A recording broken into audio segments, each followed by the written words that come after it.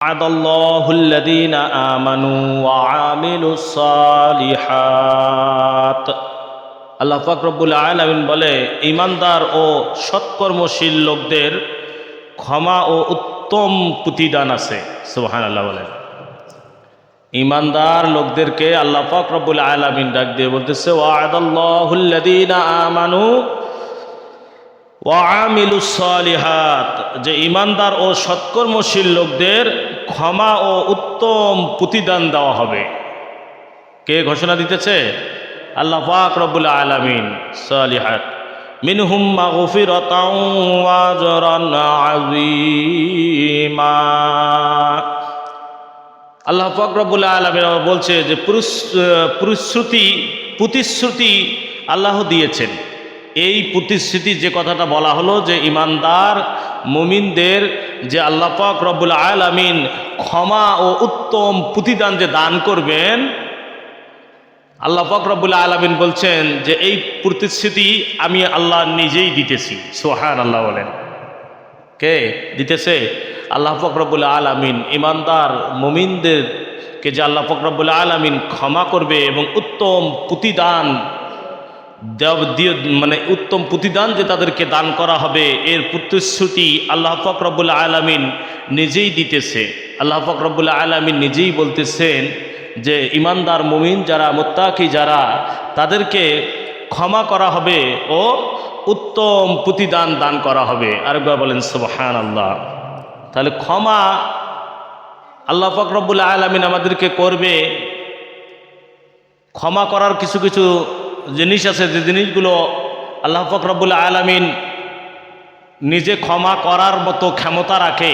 আবার কিছু কিছু জিনিস আছে যেগুলো আল্লাহ পাক রব্বুল আলামিন নিজেও ক্ষমা করার ক্ষমতা রাখে না। এটা হচ্ছে যে হাক্কুল্লাহ, আবার একটা বলা হচ্ছে হাক্কুল ইবাদা। একটা হক হচ্ছে বান্দা,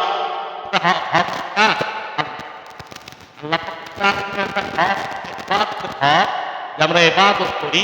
এই ইবাদতের মধ্যে যদি আমাদের ভুল ত্রুটি হয়ে যায়, কম বেশি হয়ে যায়, হয় না, গ্যাপ হয়ে যায়, এটার জন্য যদি কোনো ব্যক্তি তওবা করে আল্লাহ পাক রব্বুল আলামিনের কাছে ক্ষমা চায়, আল্লাহ পাক রব্বুল আলামিন ক্ষমা করে দিবে। কি বলেন? ঠিক না বেঠিক? এটার জন্য আল্লাহ ক্ষমা করে দিবে। কিন্তু যে হুজুর আল্লাহ পাক রব্বুল আলামিন আবার ক্ষমা করার ক্ষমতা রাখে না, এটা কেমন কথা? কোন জিনিস?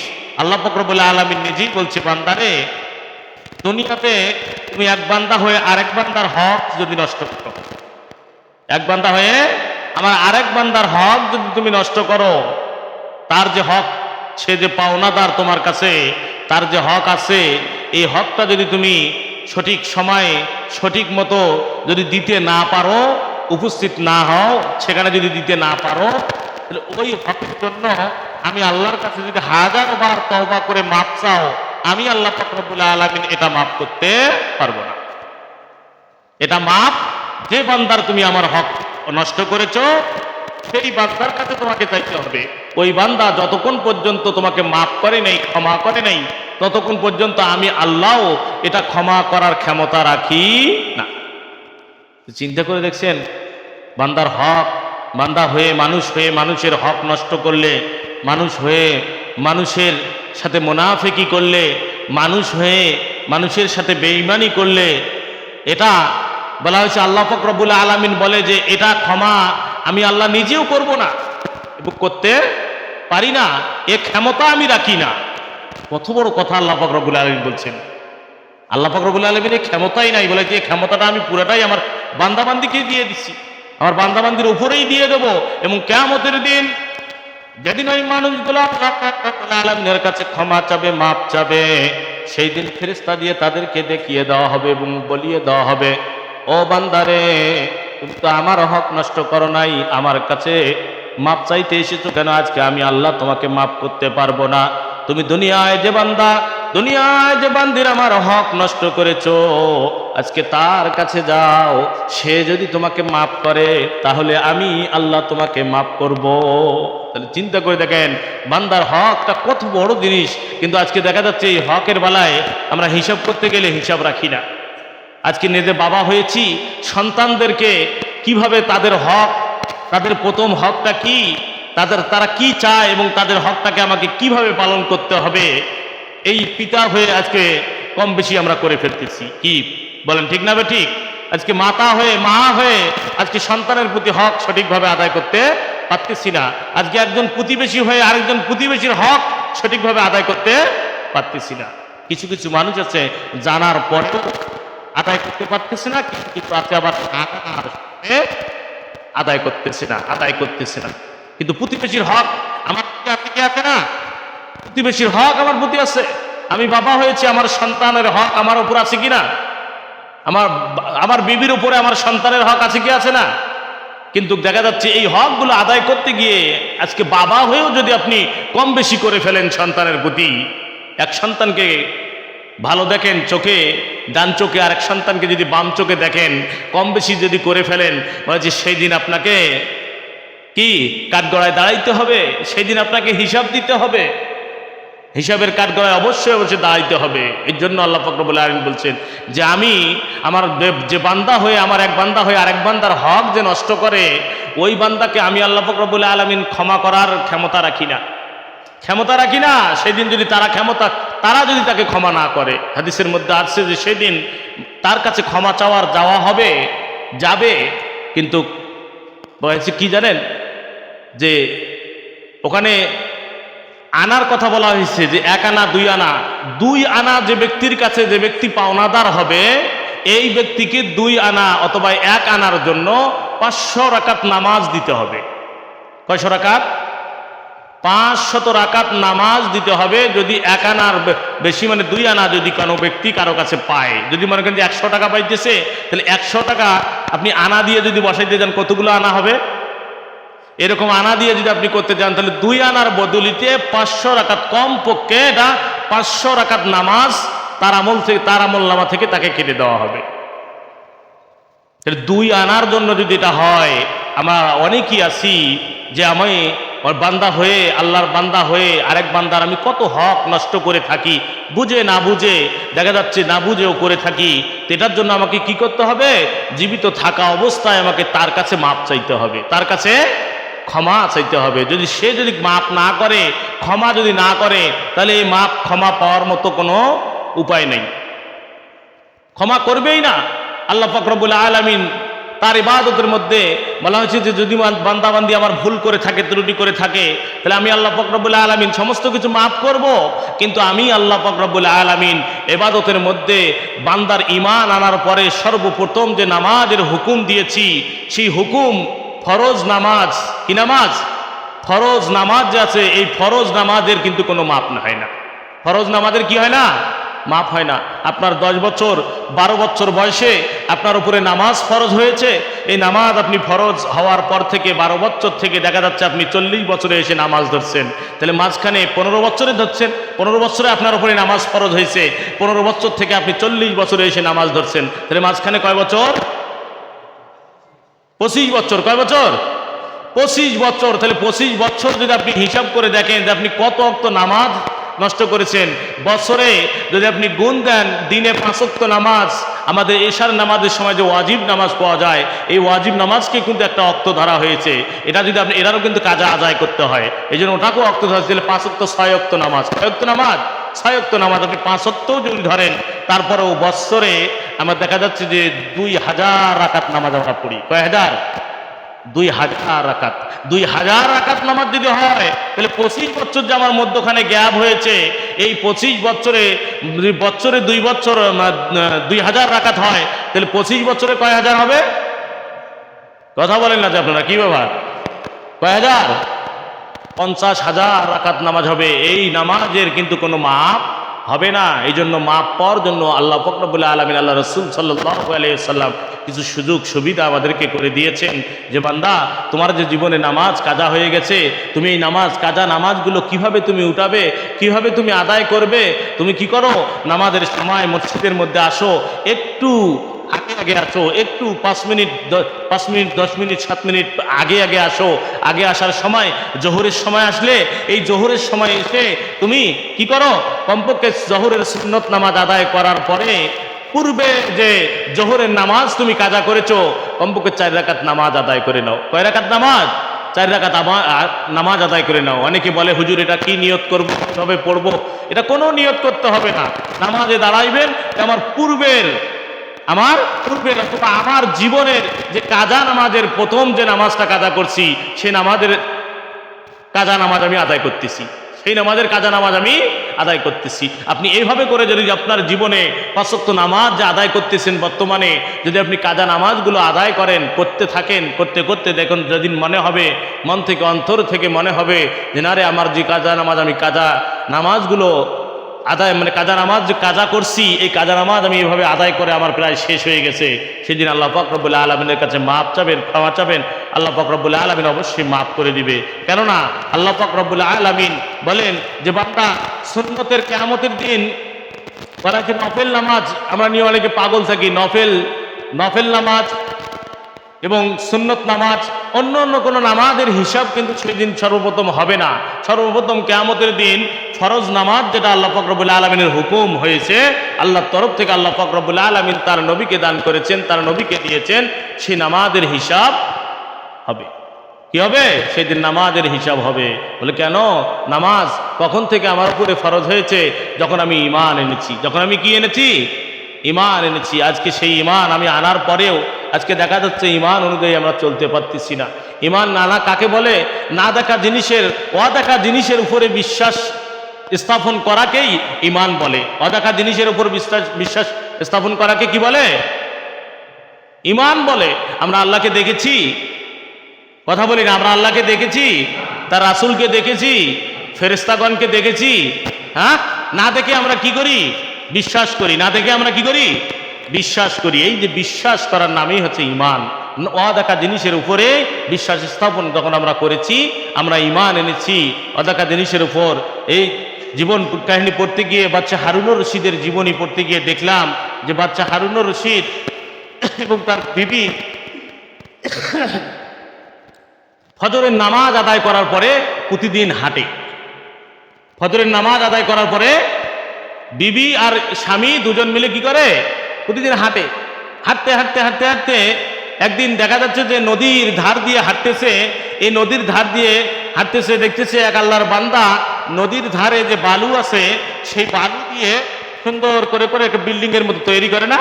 এরকম বালু ধরলে দেখবেন যে পানি দিয়ে সুন্দর করে আঙ্গুলের ফাঁক দিয়ে পড়ে পড়ে কত সুন্দর ঘরের মতো কি সুন্দর হয়।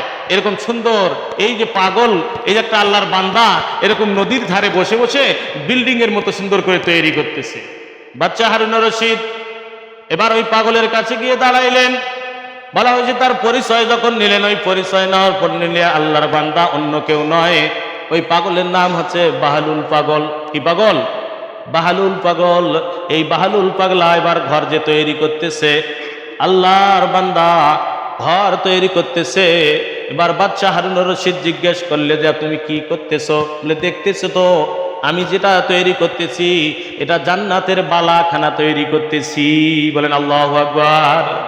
কি করতেছে? পাগল, বাহালুল পাগল, বাহালুল পাগলা যে বালু দিয়ে যে তৈরি করতেছে ঘর জায়গা, সেটাকে কি বলতেছে? বাচ্চা হারুনুর রশিদকে বলতেছে, বাচ্চা হারুনুর রশিদ আমি জান্নাতের বালাখানা তৈরি করতেছি। বলে এবার জান্নাতের বালাখানা তৈরি করে তুমি কি করবে? যে আমি এটা বেচা কিনা করি, এটা আমি বিক্রি করব। পাগল বলতেছে আমি এটা বিক্রি করব। যে কয় টাকা হলে বিক্রি করবি? বলতেছে 1 টাকা হলে একটা জান্নাতের বালাখানা আমি দিয়ে দেব। কয় টাকা? 1 টাকা হলে আমি একটা জান্নাতের বালাখানা দিয়ে দেব, আপনি নিবেন কি? এবার কথা শোনার পরে বাচ্চা হারুনুর রশিদ ডাক দিয়ে বলতেছে, পাগল, মানুষ পাগল হলে এরকমই হয়। আসলে তুমি জান্নাত দেখেছো? যে জান্নাতের ইট, একটা করে ইট হবে সোনা রূপা হীরার তৈরি, জহরত দিয়ে তৈরি, যে একটা ইট এত বেশি দাম হবে, এত বেশি মূল্য হবে, সেই জান্নাতের বালাখানা তুমি দুনিয়ার বুকে বালু দিয়ে তৈরি করতেছো। আসলে পাগলে কি বোঝে আর কি না বোঝে। এরকম কথা বলে বাচ্চা হারুনুর রশিদ কেটে দিলেন। কিন্তু পিছনে তার বিবি ছিলেন, তার বিবির ভ্যানিটি ব্যাগ থেকে 1 টাকা বের করে পাগলকে দিলেন আর ডাক দিয়ে বলতেছে আমাকে ওই জান্নাতের একটা বালাখানা দাও। 1 টাকা দিলেন এবং বলা হয়েছে যে বাহালুল পাগলা এবার ডাক দিয়ে বলতেছে ঠিক আছে, আমি প্রথম যে বালাখানাটা তৈরি করছি এটা আপনার জন্য। আল্লাহু আকবার বলেন। বাহালুল পাগলা এবার ওই বাহালুল পাগলের কাছে বাচ্চা হারুন রশিদের বিবি জান্নাতের বালাখানা কিনে গেলেন, কিন্তু বাচ্চা হারুন রশিদ বিশ্বাস করতে পারলেন না যে পাগল কিভাবে বালু দিয়ে তৈরি করতেছে, এটা কেমন জান্নাতের বালাখানা হয়। এরকম কথা বললে বাচ্চা হারুন রশিদ বাড়িতে চলে গেলেন। রাতের বেলা ঘুমিয়ে গেছেন, স্বপ্নে দেখতেছেন দুনিয়া ধ্বংস হয়ে গেছে, বিচারের কাঠগড়া শুরু হয়ে গেছে, বিচারও শুরু হয়ে গেছে, মানুষের হিসাব নিকাশ হয়ে গেছে। হিসাব নিকাশ করে বাচ্চা হারুন রশিদ তিনি কিন্তু একজন আল্লাহওয়ালা মানুষ ছিলেন, আল্লাহওয়ালা মানুষ ছিলেন, তারও হিসাব নিকাশ হয়ে গেছে, তাকেও জান্নাতের মধ্যে দিয়ে দেওয়া হয়েছে, সে জান্নাতের মধ্যে চলে গেছে।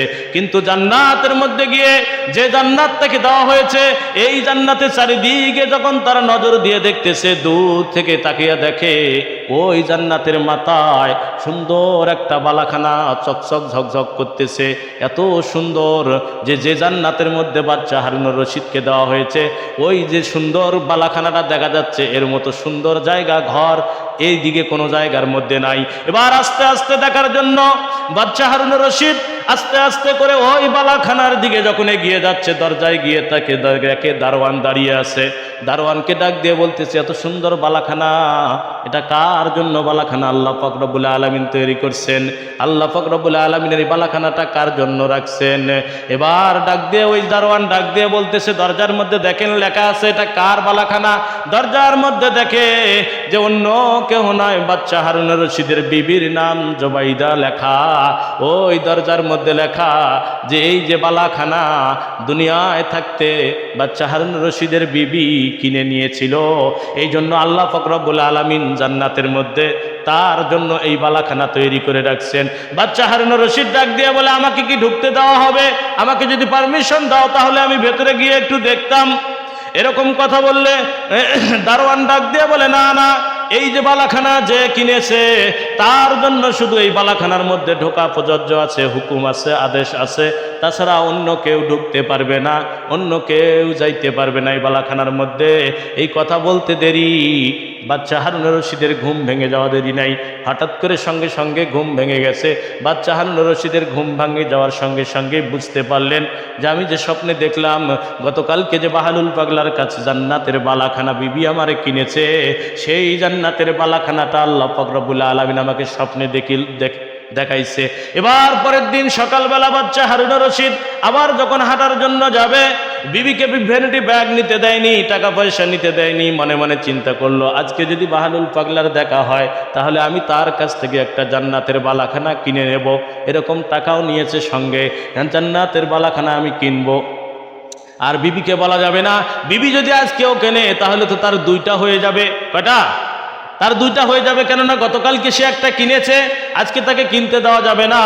এবার ওই প্রত্যেক সময় রাস্তা দিয়ে হাঁটতে হাঁটতে নদীর ধার দিয়ে হাঁটতেছে, দেখতেছে বাহালুল পাগলা গতকালকের মতো ওই রকম ঘর তৈরি করতেছে।